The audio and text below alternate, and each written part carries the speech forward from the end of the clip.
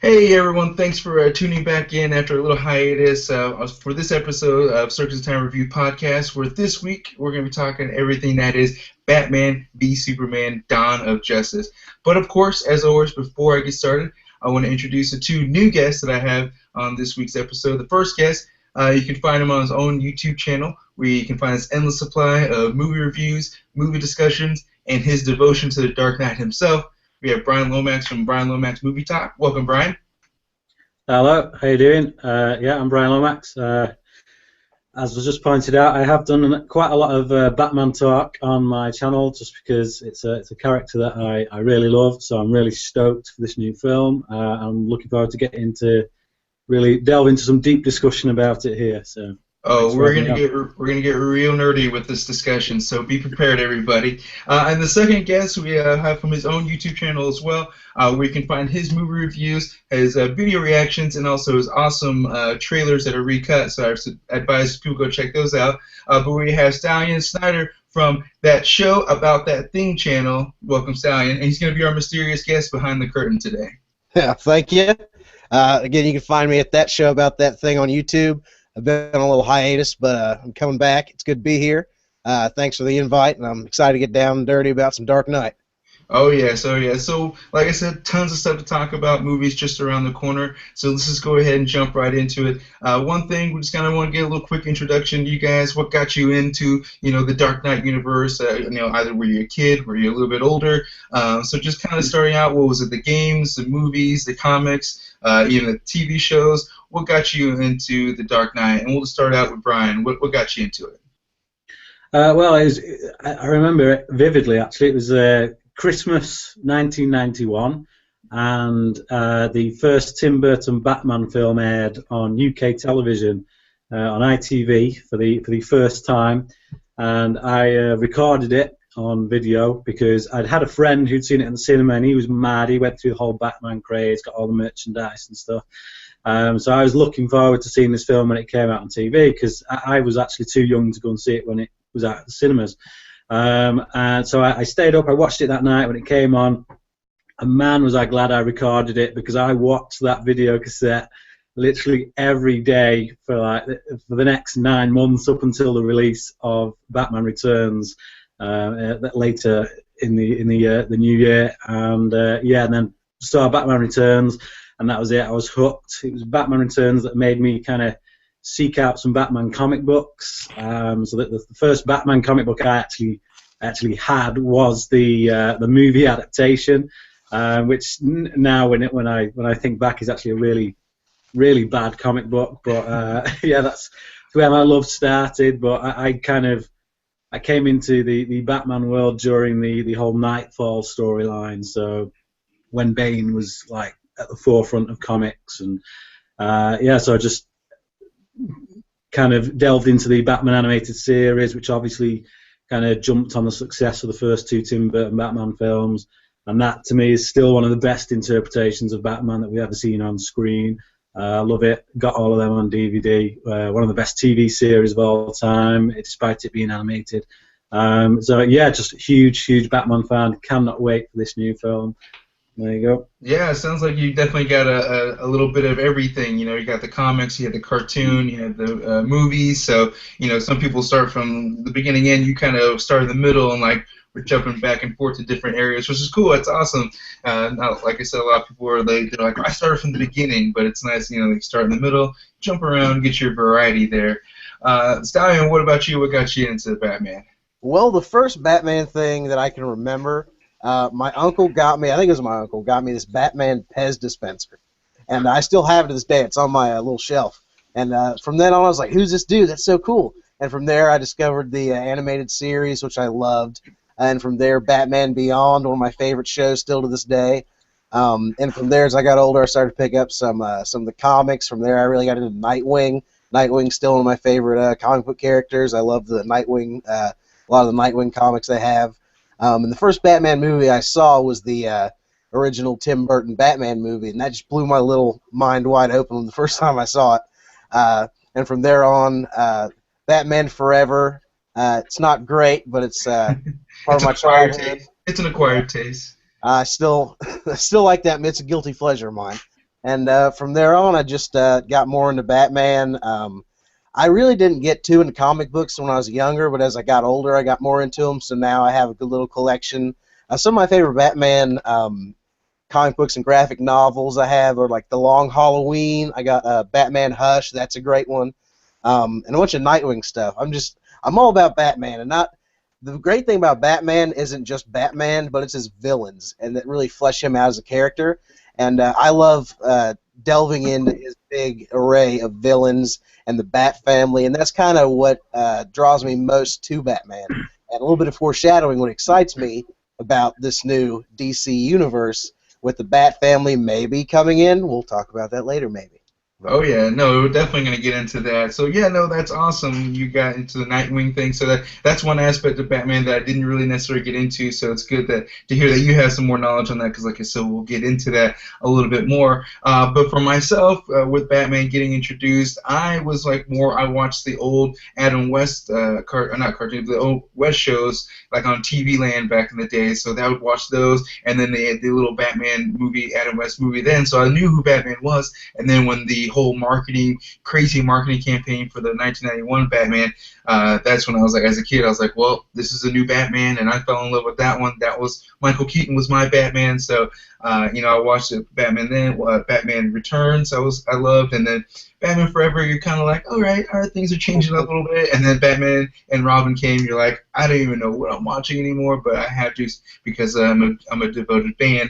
And then watching the animated series was definitely probably one of my favorite parts of Batman, because growing up, we didn't realize how awesome those stories were that they were telling in those in that animated series. So to go back and look at it now, it's an animated series that still holds up to today. So it's definitely one of the few things that keeps me into Batman. Among now that we're kind of giving a revive with the Batman v Superman. So I'm excited. We're all excited. So now we're gonna jump into all the crazy pre-production news that's kind of been going on, floating around Batman v Superman, leading up to the release here in a few weeks. Kind of starting out just recently, we just had ticket sales, pre-sales go on for tickets. I bought mine. I know Bryan said he brought yours. About his.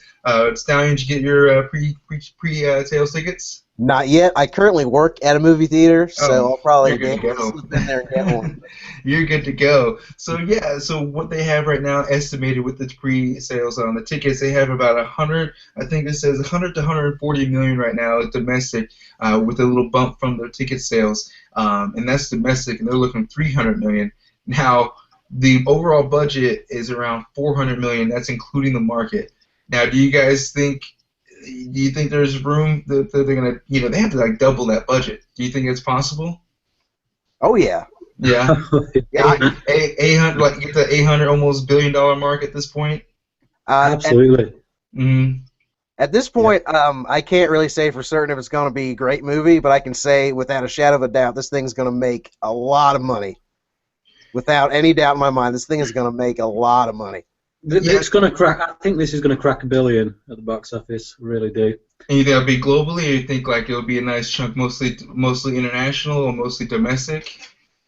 Oh, I mean, these are iconic characters around the world. I think definitely internationally, it's going to be big. See, Batman is like, one of the American icons, but he's also so iconic. It's certainly over here, because when you look at the UK film industry's involvement within the Batman movies itself has been quite phenomenal. I mean, the original Batman films, the first two Tim Burton ones were shot over in Britain. You look at the Dark Knight trilogy, that has a predominantly British cast in most of the lead roles. And I think to some extent, we Brits feel like Batman is just as much ours as he is yours. So I don't know. I think that international market is going to kick it, and I just think, it's Batman. It's Batman and Superman, the two biggest icons of comic books. Even if you're not a comic book reader, you're going to want to see this movie, I think. Yeah, I agree. I think it is another one of those situations, kind of like how Star Wars was when not only are the fans wanting to see it, but like their parents or their aunts or their uncle or mentioning like, hey, I think I'm gonna go see that Star Wars, or I think I'm gonna go see that Batman movie because they've heard of Batman or Superman, or if they heard both and they're in the same movie, they're like, I gotta see it. The interest itself is probably gonna get people at least see it for the one viewing, and then they got people like us going for a multiple viewing. So yeah, it's gonna generate a lot of money. I'm just wondering if it's gonna really hit, it's got to hit that billion mark for it to even, like, I think for them to be happy, because with $400 million in with marketing, it's an automatic double down before they really can, start being happy about it. But also one thing too is they pushed this movie back like almost a full year, for whatever reasons, reshoots, production. Do you think that was beneficial, or do you think they're a little nervous about what they had and they had to maybe adjust and make it better? I was really excited to hear that announcement actually when it first came out. A lot of people, it really annoys me when people, as soon as a film gets pushed back, people jump straight on it and say, "Oh no, they must be having problems, they must be having troubles." But sometimes it's simply a case that actually the studio recognizes what it's got and realizes, you know what, we need to do this properly. We need to think about this. We need to strategize, give ourselves a bit more time. And I think Warner Brothers have proven that was the right idea, because the advertising strategy for this film, it's not always been strong, but I think they've had so much time now to cement this film into people's consciousness well before it comes out. And I think everyone is talking about this now, which is the desired effect. So I think pushing it back was the right thing to do. I think it gave them more time to sort the special effects out, make sure everything's spot on. Whether the story and the final film or not kind of lives up to that, we'll see. But certainly couldn't hurt. I definitely agree, and I think what the big thing was, they had already announced everything first, and it was such a big announcement, and then to push it back a whole year is just like a punch in the gut for for me and for a lot of people. What about you, Stallion? Yeah, well, I think this is a great time for this movie to come out, because end of March, Deadpool mania is going to start dying down, and no other big summer blockbusters or really superhero movies are coming out until a little later. I mean, we got Civil War right on its heels, but I mean, this is a good time for it to come out. It's going to be pretty much unopposed #1 at the box office. I mean, against pretty much anything other than maybe Star Wars or maybe an Avengers movie. I mean, this is going to make money against anything. But this is a good time of year for it to come out, kind of kickstart this summer blockbuster season, and hopefully in a big way. Yeah, and just kind of piggybacking on your point with the Deadpool trend and things like, starting out real hot with the the comic book year so far. Now recently they just kind of reaction, I guess, to the Deadpool thing, where now they want to release the R-rated version for the Blu-ray, and they're going to do the extended edition. I think I'm reading up on it now. Like, it's going to be a longer fight. It's going to be Easter eggs. There's going to be some deleted scenes. So it's like, well, already on a 2.5-hour movie, deleted scenes and things like that. It's going to be close to 3 hours, which is fine. But what were your reactions when you heard they're going to do the R-rated DVD Blu-ray? Were you thinking, oh, this is reaction to Deadpool, or this is probably what they really wanted to do, but they want to make sure that they get a big enough audience in the theaters? So what do you think? I'd watch a 6-hour cut of this thing, and I'm jazzed for it. I think Zack Snyder probably does have a 6-hour cut somewhere. Yeah, well, he made Watchmen, so he probably has a 10-hour cut there. But I'm excited for it. I mean, it might be playing off of Deadpool a little bit. I mean, I don't feel really strongly either way for or against the R-rated cut. I mean, it'll be cool to see. But most DVDs have like a director's cut or an extended edition. I think this is just similar to that. And like how comedies always have an unrated edition, it's just similar to that. I mean, I don't expect any like big bombshells to be included in that aren't in the full movie. But I'm interested to see. There's like more blood, more action, more F-bombs. I don't know. But I'm interested. Yeah, I think it's more a reaction from people just because normally do we get extended cuts, or I guess we do get extended cuts for superhero movies, but not the R-rated version, nor especially for such a high-profile heroes like Batman v Superman. So I think that's just a combination. What do you think, Brian? To be honest, it really doesn't surprise me that there's an R-rated cut kind of at least out there. Oh, I think We okay? your mic might be getting a little smashed up there, Stallion. So that's me. My bad. I think we're good. No, we're good now. Yeah, I'm working with some pretty bum technology over here. My bad. No worries, no worries. All right, we're good now. We're smooth sailing. Yeah. Sorry to cut you off, guys. No worries, mate. It doesn't surprise me really that there is an R-rated cut. To be honest, I think with regards to the studio's decision as to whether they push that probably does have something to do with the success of Deadpool. But the fact that this is a Zack Snyder film kind of makes me think that he would push for that anyway, and he would probably shoot it as though he was shooting it R-rated, and then cut back as and when the studio, tell him to for the final release.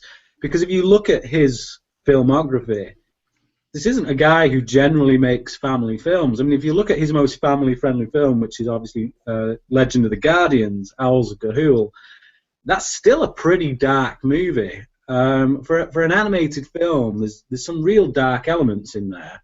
I think it's in Zack Snyder's blood, to be honest. He made Watchmen. It's an 18-rated film over here. It's pretty dark. Snyder is a comic book geek. He's very faithful to the darker elements of the comic books. It doesn't really surprise me that that R-rated cut would exist. It maybe surprises me a little bit that Warner Brothers would be willing to release it, but obviously with the success of Deadpool, I think all the barriers will come down now because of that. And I think we'll be getting into Blade territory pretty soon with comic book movies. Well, yeah, I thought that initially DC was supposed to be the darker, more grittier ones, whereas Marvel's, or I guess it's Fox Marvel, put out Deadpool, and it's more of it's more the grittier, I guess, like with the cursing and things like that. So it's kind of more edge and grittier than so far. So I think they were just kind of like, even without even like announcing a release date for Batman v Superman Blu-ray, they're just like, hey, this is gonna be R-rated. Okay, everyone, this is gonna be R-rated. This is a quick like. I think the reaction, since it was so close to the wave of awesomeness from Deadpool, that it was just a little suspicious. But of course, I'm not saying I would hate to see an R-rated version of Batman v Superman. I'm all for it. I'm all for seeing a 3-hour version with cuts and the same situation that the Force Awakens going to get. They're going to get the documentary. They're going to get the table reads and all that good stuff. Give me all that. I don't care. I'll take it. So I'm not complaining. I just thought the reaction, I don't know if it was more based on the Deadpool thing or if it's something they had in their back pocket and they just decided to use it at that point in time. So I don't personally feel like I need an R-rated cut of the film, because would it just be more cursing or like more blood? Yeah, what would they add to it? Like the Dark Knight is my favorite movie of all time, and that's a pretty dark movie. And I don't know what the rating is over there, but over here it was a 12A, which means that you can take children as long as there's an adult supervising. I don't really know that you need to go any further in order for it to be a satisfying and faithful film. I'm not someone who thinks that adding blood, adding swear words makes a film better. It doesn't. A good story is what makes a film better. Good characters, character development, that's what makes a film better. Anything else is a distraction. And I did really like Deadpool, but at the end of the day, there is a certain novelty aspect to that film, which is that, oh, look, we're watching essentially a Marvel movie because it has the same tone as a lot of the other Marvel movies we've seen. And I know it's Fox, but it still has that same kind of X-Men tone. The only difference is the violence is bloodier and there's swear words in there. So does that really make the film better? I don't know. For me, personally, no, it doesn't. So I don't need that. I'll watch it if it comes out. It's Batman and Superman. You can stick anything in there. I watched Batman and Robin at the cinema 3 times. So. Well, like you said, it's a novelty thing. It's Deadpool is that type of character that he should have a movie like that. His whole character is based around going over the edge, pushing the limits. Whereas Batman v Superman, they have their moral grounds they have to stay on. So cursing, killing, those are things that they can't do. So it's like there's, like you said, unless the story calls for it or the character calls for it, there's really no reason for them to add more swear words or add blood to a scene. I don't know. What do you think, Stallion? Yeah, I agree with what Bryan said about The Dark Knight. What makes The Dark Knight great isn't that it's violent and bloody and you see a bunch of violence, is that you don't see a bunch of violence. Like all the Joker things, your mind makes things scarier than what you can see on the screen, and it leaves a lot up to imagination with the Joker's things. It doesn't show him literally like attack, like when he like slices people, like it doesn't show like a bunch of blood spurting out. Or like the pencil trick, for example, you don't see anything really, and that's what makes it so dark and great. And sure, Deadpool worked with that, but you don't need that in everything. Like I love Quentin Tarantino, but even in Hateful Eight, I thought that a lot of the violence was a little out of place there. So you don't need violence in everything. A little bit of violence goes a long way in the right circumstances. Oh yeah, no, but you're right. You know, less is more. Definitely for that situation when it comes to R rating. When there's gore. You know, there's categories for gore, and that's what they're made for. And there's certain places, like you said, it's better not to show it. Make people think about it. Make them think about it in their own minds, and I think that's the better way to go. But moving on from the R-rated DVD, we're just gonna kind of jump into the whole casting and all the characters in the movie. You know, going back to the initial casting of Ben Affleck, you know, there's a whole, the internet, you know, went crazy. Just like back in the, you know, I can't remember what movie they're in where they actually had the scene where Ben Affleck's explaining, people going crazy on the internet about superheroes. But it was Kevin Smith's movie. But what were your reactions when you heard Ben Affleck was going to be Batman? I love the idea. I've loved it from day one. I've been a fan of Ben Affleck's for a long time, and I think he has earlier on in his career shot himself in the foot because he made a ton of bad movies. But I think he's learned from all that. And if you look at his career, and I'm not just talking behind the camera but in front, you can see a progression there. I mean, like, I thought he was really good in State of Play. He pulled in a really good performance in that, and Changing Lanes as well. He held his own more than enough with Samuel L. Jackson in that. I've always been of the opinion that if you put Ben Affleck in the right hands, if you give him the right director, the right filmmaking team guiding him, he can turn in a really good performance. And I've always had faith that Ben Affleck was going to turn something pretty decent in, and he learned as well from Daredevil. I don't think he would have signed on to this knowing that the flack he got for Daredevil, if he couldn't improve on that, if he couldn't do something new and basically not repeat the mistakes of the past.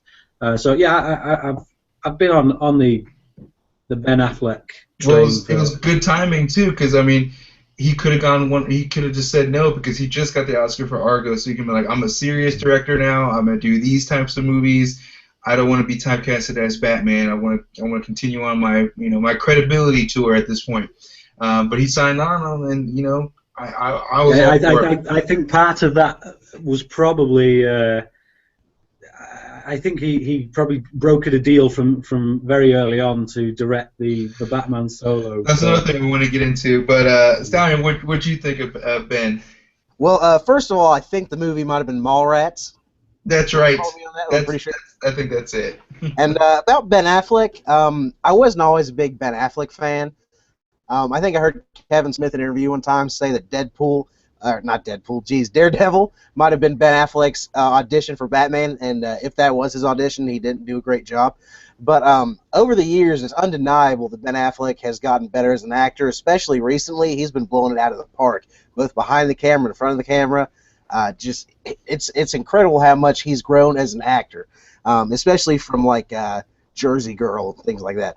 But from the first, when I first heard about Ben Affleck being cast as Batman, I didn't have strong feelings either way. I heard a lot of hate for it, but the more I thought about it, and the more I saw through this advertising campaign of like the Batman they were going for, the older Batman, and from everything I've seen with him in trailers, he looks pitch perfect for the Batman they're going for. I'm really impressed so far with everything I've seen and heard.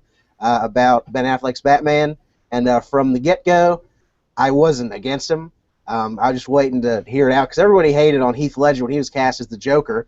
So I've learned over my years to not judge too harshly until you see things in the final stages. So. Yeah, I think that is a wise decision because I was the same way at first. I was like, Ben Affleck, I don't know, but thinking about the earlier career. But then I'm like, man, he's got the chin for it. He's huge. I know he's a comic book fan, so I think this all could come in. And of course, his talent comes in recent. All kind of made a good cocktail of a good decision for him to become Batman. So I was fine with it.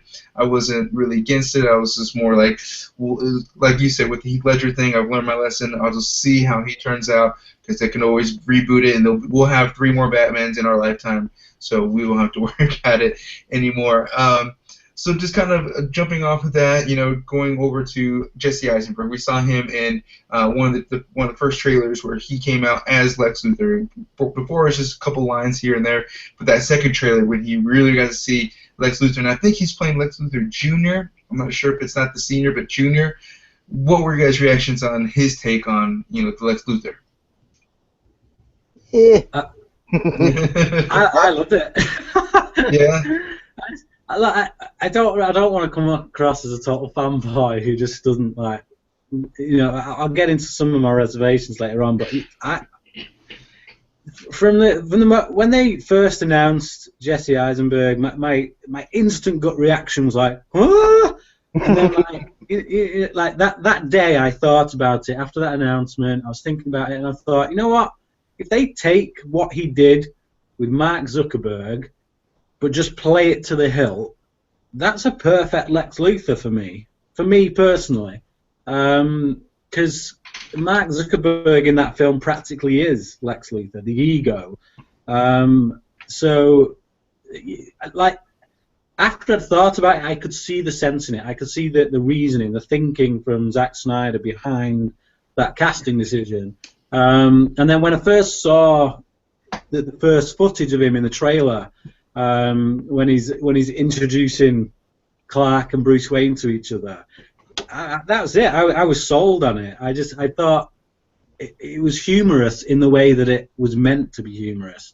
And we've had all manner of interpretations of Lex Luthor.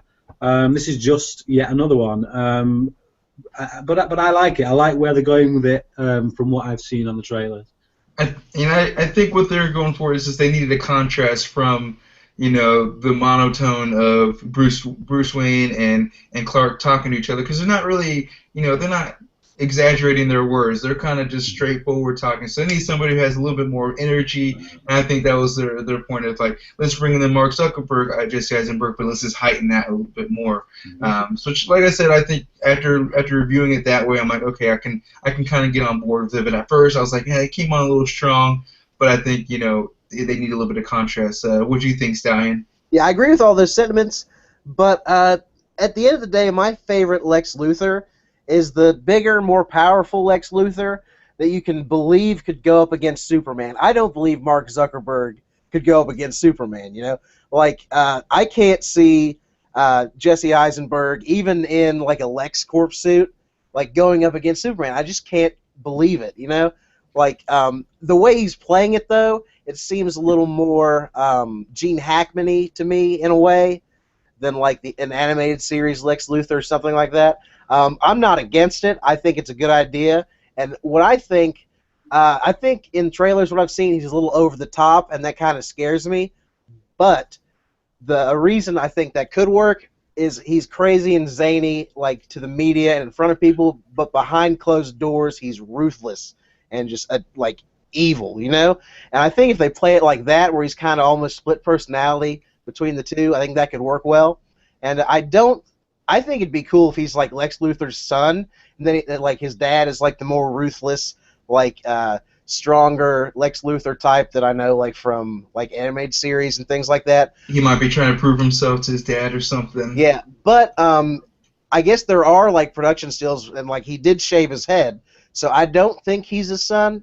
But there are a lot of ways they could play it where I would be interested. I am interested in the character. I'm not writing it off. It's just not. It's not my Lex Luthor, damn it.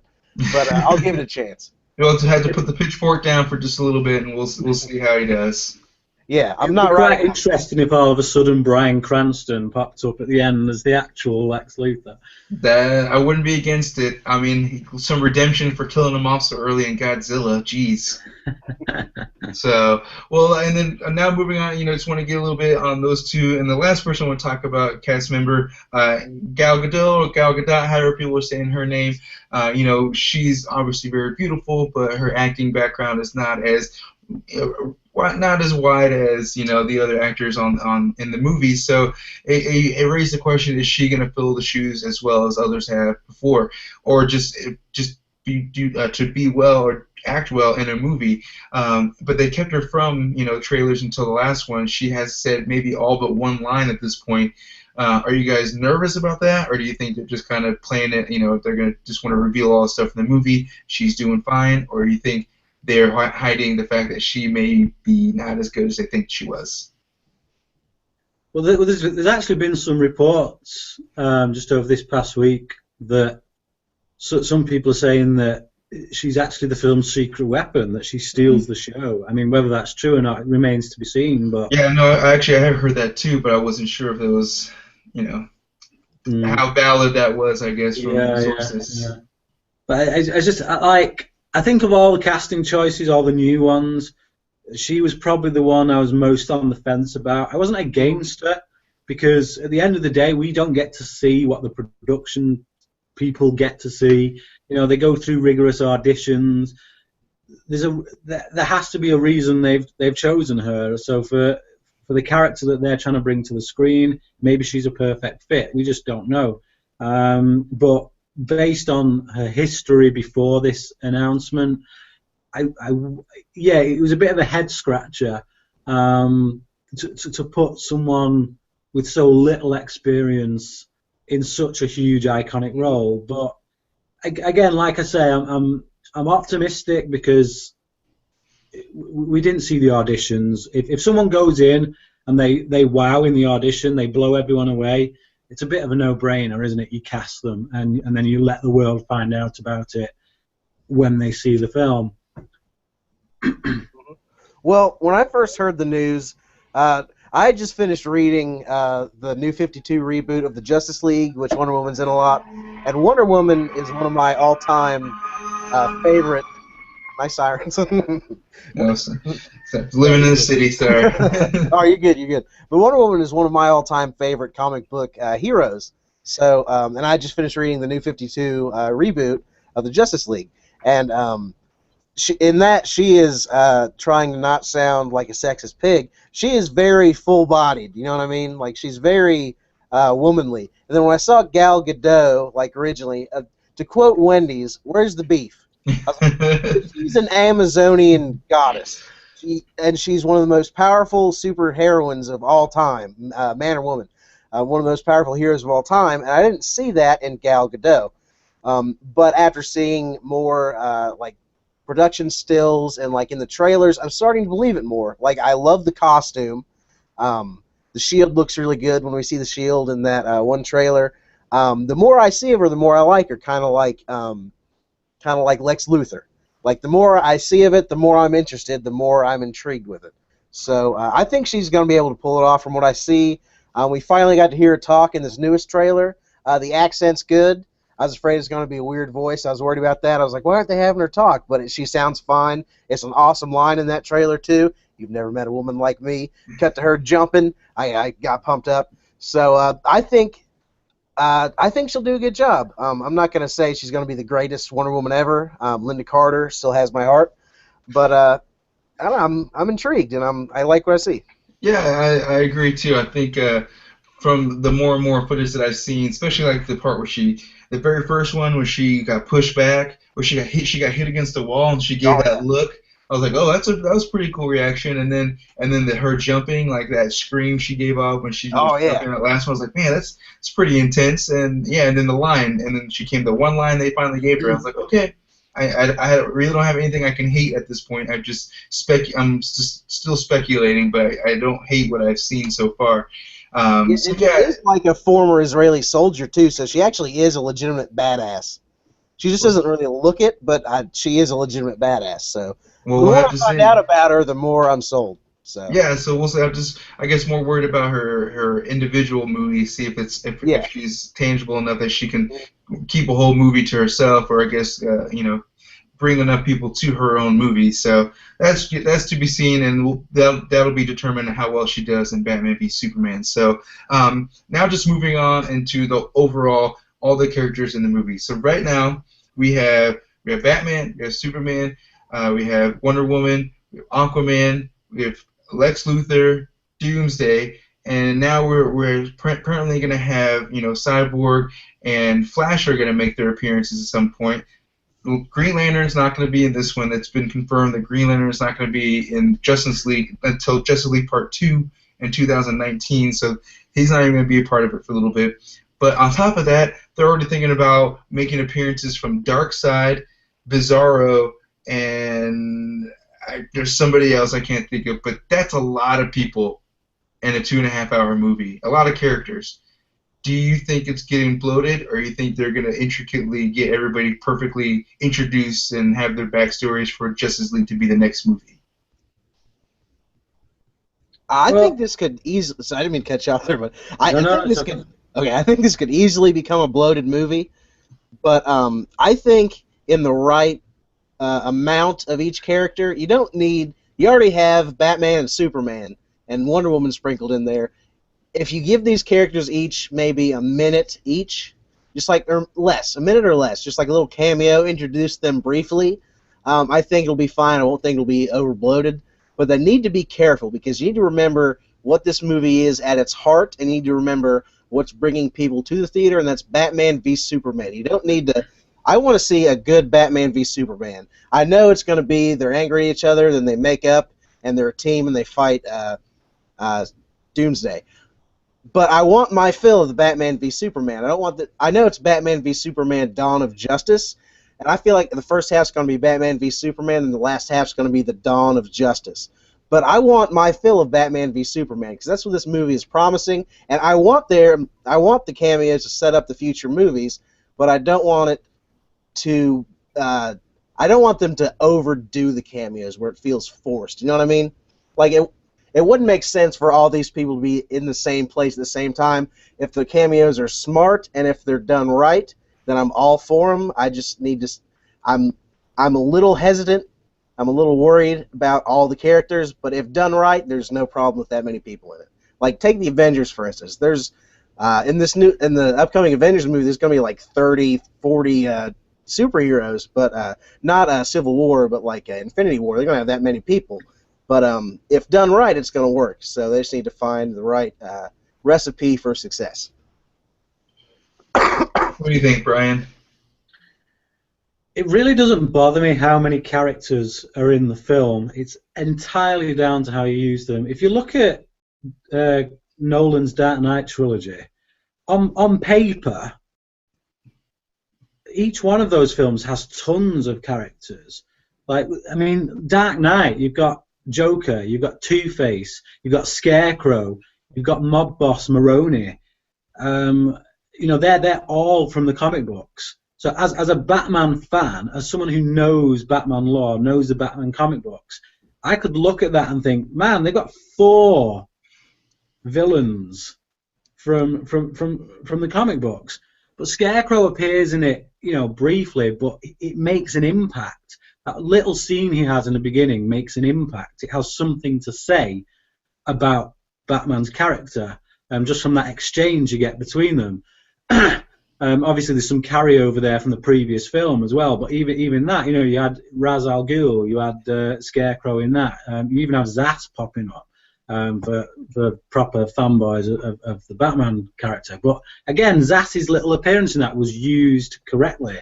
And it's just like, if you look at something like The Amazing Spider-Man 2, that really went about it the wrong way, you've got Rhino in there, kind of bookends the movie in these 2 action scenes. But it doesn't really do anything with regards to revealing character, moving the story forward. The rules of screenwriting that kind of govern whether something's a good script or a bad script. So it is entirely down to how you use them. You can have a major character in and just have them in for 5 minutes, but as long as you use them right, use them in a way that reveals something about the main characters, i.e. Batman and Superman, and then I've got no qualms with that, really. It's just, if you're trying to build up, if it's all about building up stuff for the next movies, and it doesn't relate to whatever the narrative is for this movie, then I'll be annoyed. Yeah, I agree. I think if they don't fall into the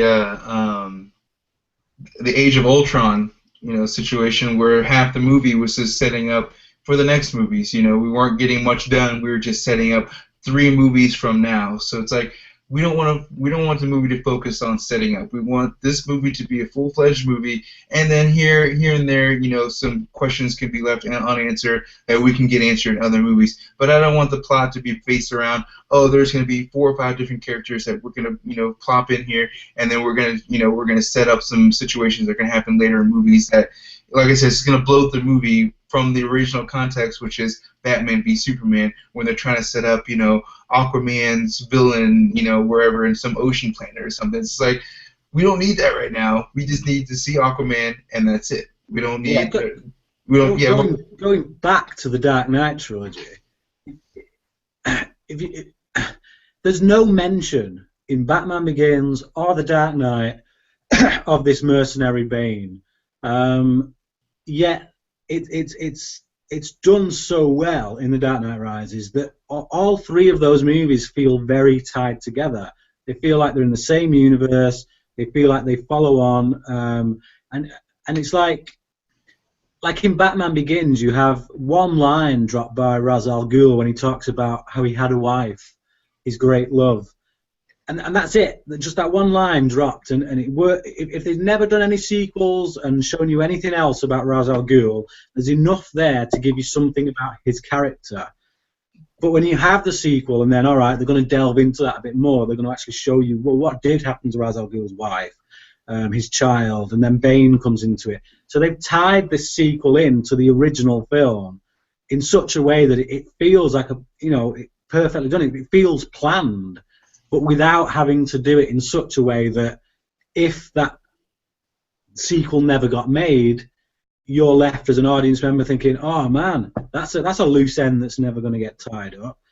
So that's my main thing. It needs to be in such a way that if this film never had another sequel, I don't want loose ends. No, I agree. That's how they should do it. Definitely tie things up, because that's kind of the trend now, is just to leave as many open things as possible and let us figure it out or see it 3-4 years down the road, in which at that point we may not even care. So, yeah, we don't need this movie. We don't need Batman v Superman to fall into Iron Man 2 territory, which is essentially just setting up the Avengers, and it's like an extended end credit scene through the whole thing, really. It was just it's Iron Man 2. All it does really is introduce Black Widow and a little bit more Nick Fury and set up the Avengers. I mean, at the end of the movie, you leave and at first you're like, yeah, Iron Man, cool. Once that fades out, you're like, well, what really did we accomplish here? It focused too much on setting up the future, and we don't need that in Batman v Superman. We need a good story that stands on its own, but also plants seeds to go into the future movies, because this is a big universe they're setting up. We need those seeds planted, but we still need a cohesive, singular story. We need a beginning, a middle, and a resolution. But a cliffhanger. We don't need a cliffhanger. We need a full story, is what I'm saying. Yeah, and I think that's we're all wishing for, but we're sadly probably not going to get. We probably will get a loose-ended ending to where it's like, oh, we're going to get a Thanos character that we're going to have to wait 6 to 7 years before we even see them make an actual appearance in a movie. So we'll see. But kind of moving on to some more recent news before we start wrapping things up, talking about our predictions about Batman v Superman. The most recent news that kind of got confirmed as of today and yesterday, they talked about Jenna Malone, who has been rumored to be on set of the Batman v Superman. She could possibly be Batgirl, or they had some other character, or Barbara Gordon possibly. Apparently she has now been, her scenes have been cut from the theatrical release, and then more than likely they're going to be on the DVD release, so the extended edition. And also who was the desert scenes that we've been seeing in the trailers. Those have been confirmed to be dream sequences. So those are ones that we've seen the Omega sign for Darkseid, and we've seen, I forgot, like the things with the wings. I forgot what those were called. So these are all dream sequences that are setting up apparently more villains for the Justice League to deal with. So we're just kind of getting a little more confirmation on things like that I didn't have too much knowledge of, but now that I know, what did you guys think of? Did you know or did you hear about like the Darkseid being set up as the next villain maybe for Justice League? I've seen a still image of Darkseid, and I don't know if that was legit or not. But certainly the image I saw looked immense. It looked awesome.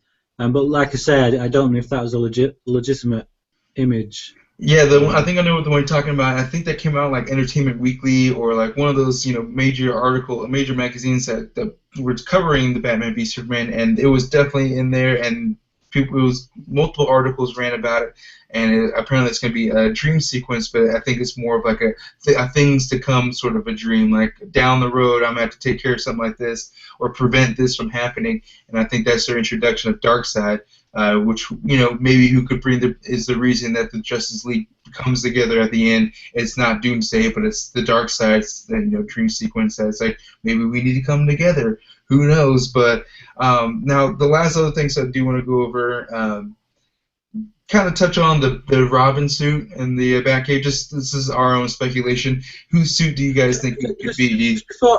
Just before we get on to that, I didn't actually know until you just said that. I hadn't read the news about Jenna Malone's scenes getting cut, and that actually makes me feel quite sad because she's one of the best things about the recent Hunger Games movies. I thought she really nailed that character, and I was looking forward to seeing what she was going to do in this film. But I guess we're obviously going to have to wait for the extended cut for that now. But yeah, and I'm not sure if she'll be included in the next movie or in the Justice League movies or the Batman movie. Depending on what character she's going to be. If she's Barbara Gordon, hopefully she can be intertwined in one of those movies. But yeah, it sucks because I thought she was going to be. I thought it was just rumors, but until they actually confirmed that she was on set, was filming things, but her scenes are cut. And I was like, that kind of sucks. But I mean, it probably what made the movies already 4-hour cuts, so they're just going through the line and start cutting things that just have to be cut. But going over the Robin suit that Batman sees in the Batcave in one of the trailers. Do you think it's like Dick Grayson's, Jason Todd's? Like, who do you think could even be Tim Drake's? Who do you guys think it could be? I think it would make the most sense for it to be Jason Todd because that would set up beautifully for Under the Red Hood, which would be a great Batman solo movie, and it gets to introduce the Bat family. Look at all the dynamics between Batman and all his Robins and the extended Bat family and how they all deal with each other. Like Alfred's like a father to all the Bat family as well. So you could have Nightwing in that movie, which I would love to see Nightwing on the big screen. He's one of my favorite characters ever. And it just sets up perfectly for Under the Red Hood, planning that. But I also, a while back, did see a production still of a gravestone that said Dick Grayson on it. So it might be Dick Grayson, I would be bummed because then there's no Nightwing, and I would cry myself to sleep every night. But we got those set pictures, where Jason Momoa and Zack Snider are doing that thumbs up thing, and behind them, there's the Flash, and I think it was the Nightwing costume they had behind them. So I think that's their strategic way of saying, hey, these are some more characters that are going to show up later, or the story could be about. Like you said, I know you're a big Nightwing fan, so that could be potential. But I think the Graysons could be just because they're the more popular one from like the previous Batman movies. And about the Jason Todd thing, I saw this one theory that I don't really buy into too much, but it's kind of fun to discuss. That Jared Leto's Joker is actually Jason Todd that's gone crazy. From I don't believe that at all. But why would the Joker be so young with Batman being so old? It doesn't make sense. Think about it. Jared Leto is actually the same age nearly as Ben Affleck. Really? Yeah. Huh. He looks young, but he's not that young. Weird. I'm blown away right now. Yeah, he's a lot older than he looks. But I do not. I didn't buy that theory for a second when it Yeah, I first don't got either, but it's kind of a fun thing to talk about. Uh, that's never happened, has it, in the comics? There's No, but nothing even close to that. So But well, that, I don't know. but I think that's what makes it more. Even though it's not very good, I think that makes it more of a thing that could happen. Because how often do they go off the comics and straight from the comics? They Yeah, but make up their own little thing. I don't know. You're talking about Zack Snyder, and I think he draws most of his inspiration from the source. I think he's a comic book fanboy, and I can't see him going that route. I really can't. yeah, but the solo Batman movie probably won't be Zack Snyder, so it could be something they're setting up that Zack Snyder won't do on his own. And Batman movies in the past have a history of going off of things in comics, like the original Batman takes a lot of liberties with the Joker character even. So, I mean, I still don't buy into it, but it is a possibility.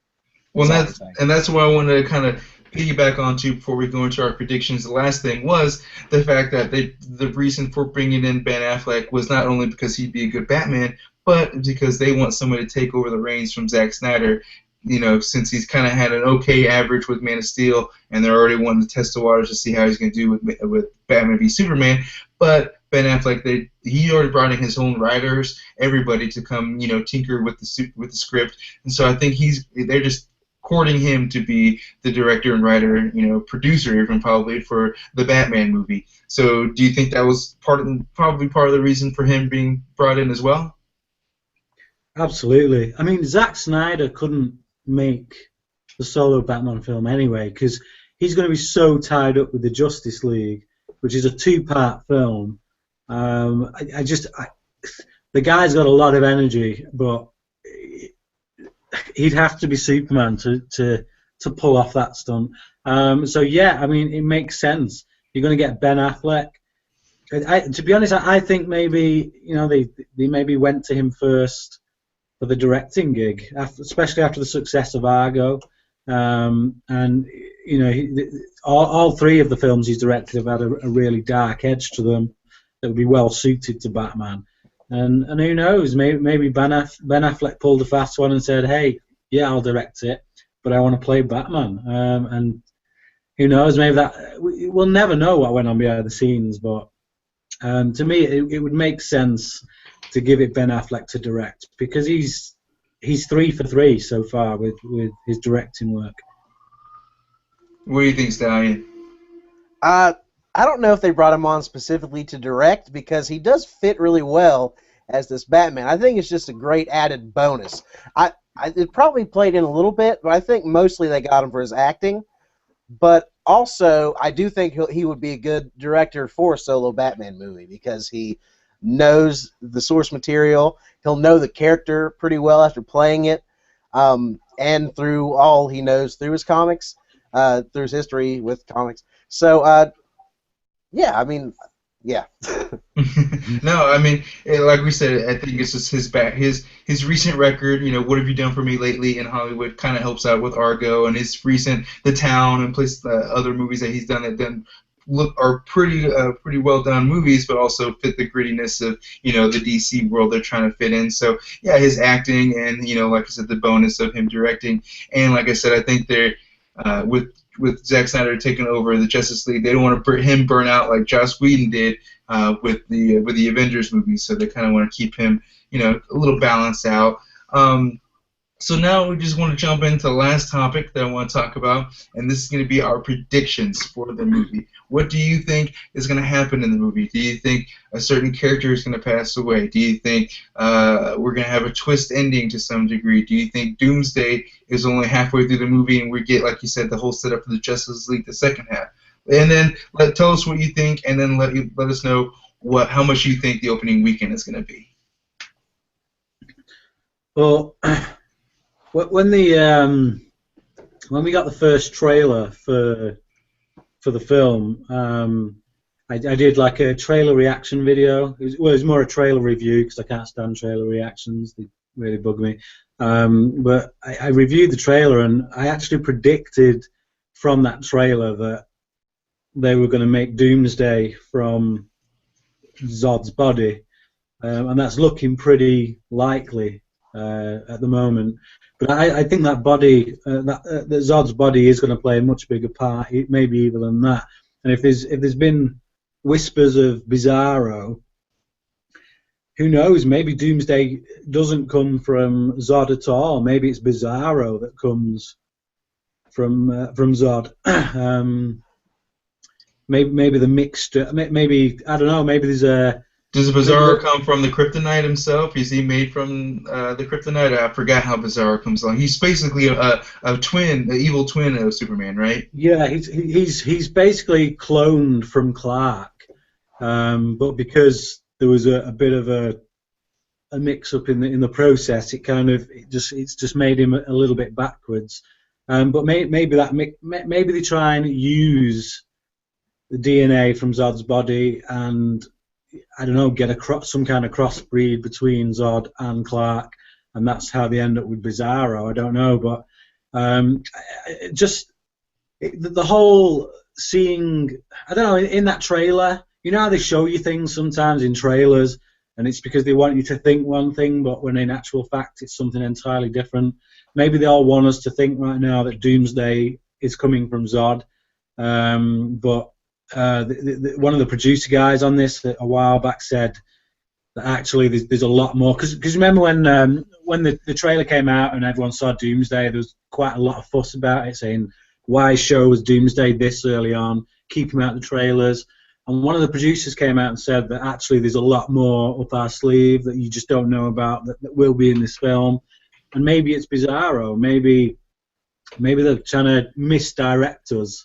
Because let's not forget Iron Man 3. That was a huge misdirection there. Maybe one of the biggest ones for me. I was like, should I walk out at this point? It's a good twist at the time, but I don't like it in the long run. The whole Mandarin thing. Anyway. I didn't like it when I instantly saw it. After thinking about it afterwards, I loved it, and it's actually one of my favorite Marvel movies now. But anyway. Well, what do you think, Stallion? All right, predictions for the movie. We open on Gotham City skyline. We pan down. No, I'm kidding. I think Mr. Sunday Movies, that YouTube channel, if you're a fan of them, I think that he sums it up perfectly. They punch for a bit, then they're mates. They're going to be angry at each other. They're going to fight for a little bit, then they're friends, and they go on and they beat Doomsday. But I think overall, I'd say that Lex Luthor is going to kind of play with Superman's mind a little bit and make him turn on Batman even more. I think Lex Luthor is going to trick Superman into doing his evil bidding for him, but not like Superman doesn't think it's evil bidding. Like he talks him into it, you know. And that's going to set up Superman and Lex Luthor's rivalry and everything well. And that'll also give more to the Batman versus Superman part if he's fitting into that. So I think we could see that happen. I'm not buying into the Bizarro Superman ideas. It'd be cool to see, but I think they'll hold off on that for a few Superman movies if they even do introduce that. Can we say for a second how cool it is to see Jeremy Irons in there as Alfred? I think that's a great casting. I just think of Scar from The Lion King. Yeah, fantastic. Be prepared.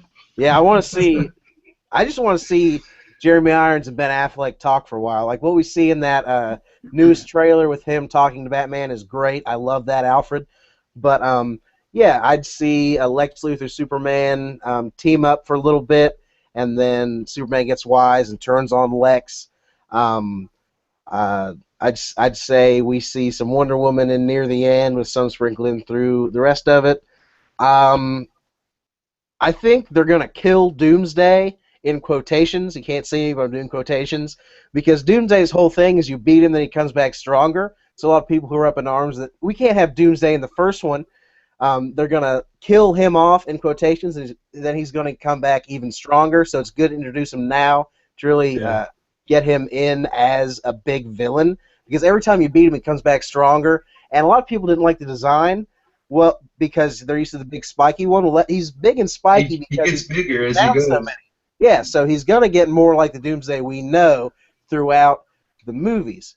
So I would see them beating Doomsday, then maybe like at the end of the end credits, like he's in a bunch of rubble and the rubble moves and you see a hand, that old cliche. Old Shredder style. Yeah. Like Deadpool in the shitty X-Men Origins at the end. But yeah, I'd see that happening. I'd say we see Lex lose his hair by the end, like near the very end, like setting it up. I'd put money down on that happening. I don't think we're going to see Lex in his little LexCorp suit that he runs around in to beat Superman up with. I think they'll save that. We might see it like sitting there, but he won't be in it, or like they introduce it kind of like as like we go to a warehouse and they're moving stuff around with big LexCorp suits. They can set it up that way. I'm just spitballing here, but I think these are good ideas. Oh yeah. But, yeah, and then at the end, Batman, Superman, and Wonder Woman are all going to be friendly. We'll have little tie-ins with the other Justice League setting up for the future. And one thing about the Justice League I'm worried about, the one character I'm worried about most is the Flash. Because of the CW show, it's big shoes to fill because people love, what's-his-face, you know his name, who plays the Flash. In the CW show. So Ezra Miller has big shoes to fill there, but that's the one Justice League member I'm most worried about. But anyway, back onto the predictions. About box office, I would guess this comes in excuse me, at about 195. I don't think it's going to make 200 million, but it's going to come close. Somewhere in that ballpark. Sounds about right. Brian, what were your predictions for the opening weekend? Are you talking just domestic or international? I guess we'll go international. I forget that. Oh, I was going domestic, but We'll go both. We'll go domestic and then together. All right, I'll think about that. All right. Brian, I'll let you think about yours. I'll let you know about my predictions. I think domestic. You're looking at about. I think it's going to equal what Deadpool did. Wasn't that something like 100? Was it 130 to 100? Yeah, 135. Yeah. I think if Deadpool can do it, Batman vs Superman can certainly do it. I think more so. Obviously, you've got the lower rating certificate as well, so you're going to get a broader audience. So yeah, I think domestic, you're touching 200 million. I think international, just talking weekend. International, yeah, double that, 450 mil. Okay, make that budget back in the first weekend. That's not a bad gig to go off of. So no, that's fine. Now going into my predictions, I guess, kind of going along with what you guys are saying. You know, we're gonna get Batman and Superman hearing about each other. We're gonna get little sprinkles of the Justice League characters. You know, them in their Clark Kent outfits. You know, they're sprinkled around Metropolis or Gotham.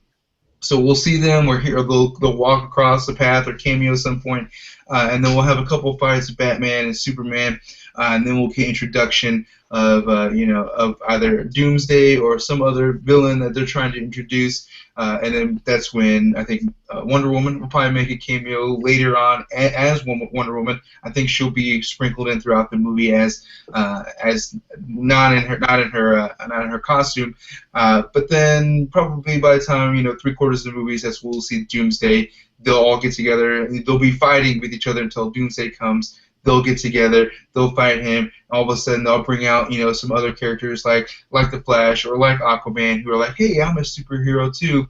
And then that's when maybe like Clark or Batman will be like, I had this vision of either Darkseid or it could be Bizarro. And, we're in for a huge mess. We need to team up. And that's how, like, toward the end, they're like, okay, maybe we should be a team. And that's when we get the big Justice League ending at that point, and not full team, but we're starting our team and we're almost there. But not everyone's going to have proper cameo, but everybody will get their shot in this a scene at some point, so they can be introduced at some point.